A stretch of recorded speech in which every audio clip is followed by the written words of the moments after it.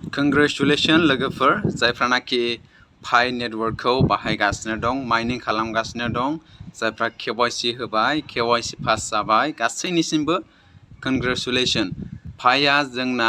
मेननेटआवहाय migration जाना थांगासिनो दं जोबोर थाबैनो नाथाय मोनथिया माब्ला जागोन खिन्थु जोबोर थाबैनो बेखौहाय जोङो बुंनो थाखाय हासो कनफार्मेसन लानो थाखाय जोङो नुबाय नोंथांमोना जुदि फाइ नेटवर्कखौ एपखौ नोंथाङा खुलियोबा मोनसे मा होनना बुंगोन कनफार्मेसन नुनो थाखाय मोनगोन बेनो जाहैबाय कनफार्म योर माइग्रेसन होननाय मोनसे माबा नुगोन आरोखि इन्टारफेस गोदानै फैनाय नुगोन बिनि गाहायाव नोंनि वालेट एड्रेस नुगोन जेनाखि ABCD जेखिनि जाया नोंनि माइग्रेसन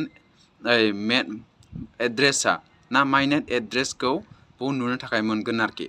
ओमफ्राय बेवहाय नोंथांनि जेनाखि इमेल होनाय नोंथांनि इमेलाव मोनसे इमेल थांगोन बेनो जाबाय भेरिफाइ खालामनो थाखाय थोनगोन आरोखि verify your mainnet wallet migration wallet होननाय मोनसे माबा इमेल थांगोन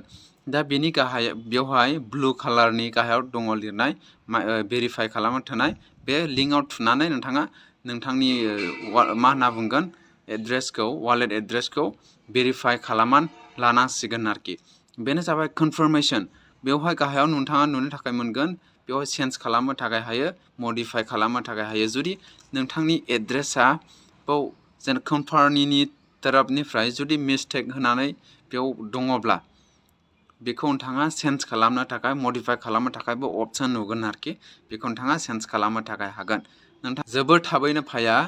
माइग्रेसन जाखासिगोन जेब्ला वालेटआव फैयो अब्ला नोंथांमोना बेखौ बाहायनो थाखाय हागोन आरो